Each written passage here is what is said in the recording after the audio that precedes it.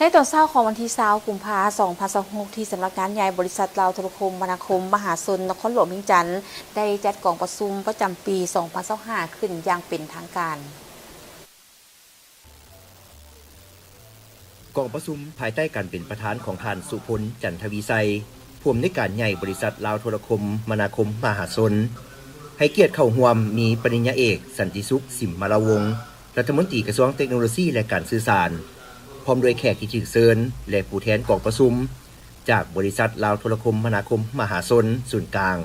สาขาแขวงทั่วประเทศบริษัท T+ และบริษัทลาวโมบายมันนี่จำกัด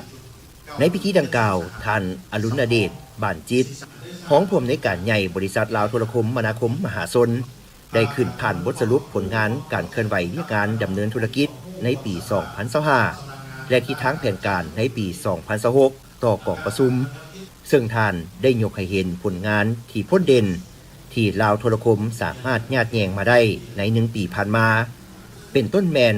ได้ลงทุนขยายตารางระบบโทรคมนาคมมีมูลค่าทั้งหมด17ล้านกว่าดอลลาร์สหรัฐปัจจุบันมีสถานีมือถือ 2G 3G 4G 4.5G ควบคุมพื้นที่ประชากรทั่วประเทศและนอกจากนั้นยังมี 5G ให้บริการอยู่บรรดาตัวเมืองใหญ่และมี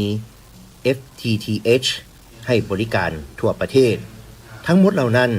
มันได้กลายเป็นปัจจัยหลักที่ผลักดันให้กลุ่มบริษัทลาวโทรคมสามารถขยายฐานลูกค้าใหม่และรักษาจำนวนลูกค้าเก่าไว้ได้อย่างมั่นคง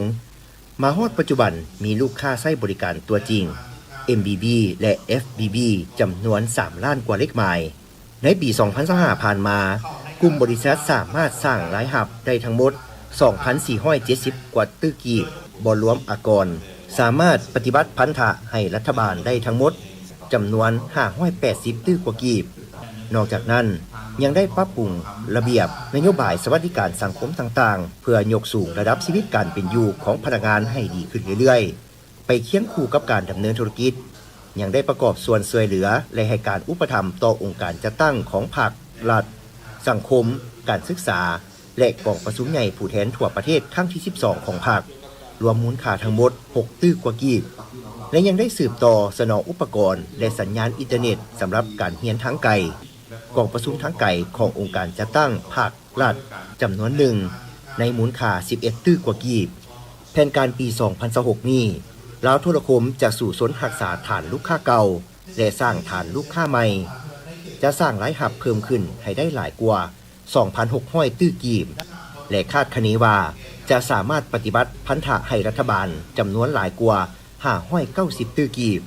นอกจากนั้นจะได้สืบต่อลงทุนหลายล้านดอลลาร์สหรัฐเพื่อสืบต่อปรับปรุงและขยายเครือข่ายการให้บริการด้านโทรคมให้รับประกันให้แก่การบริการลูกค้าทางด้านปริมาณและคุณภาพข้อมูลมีความปลอดภัยและเป็นระบบทันสมัยเพื่อรับประกันให้แก่การบริการสังคมทั้งนี้ก็เพื่อให้บรรลุตามแผนยุทธศาสตร์และวิสัยทัศน์ก้าวไปสู่ยุคลาวดิจิทัลไลฟ์ตามคำขวัญลาวโทรคมของคนลาวเพื่อสังคมลาว